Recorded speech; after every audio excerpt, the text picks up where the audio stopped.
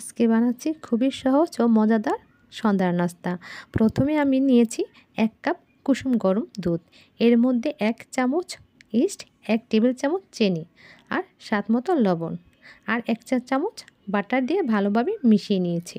এরপর দুধের মিশ্রণে 2 কাপ আটা যোগ করে একটা নরম ডো বানিয়ে নিলাম।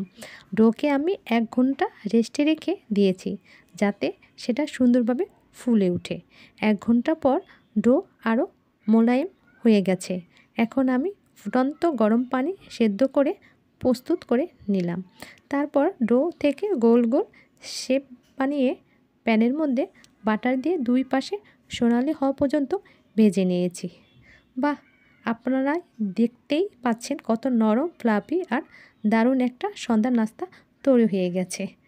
ইস্ট আর দুধে দিয়ে বানানো এই রেসিপি ট্রাই করলে বারবার বানাতে মন চাইবে।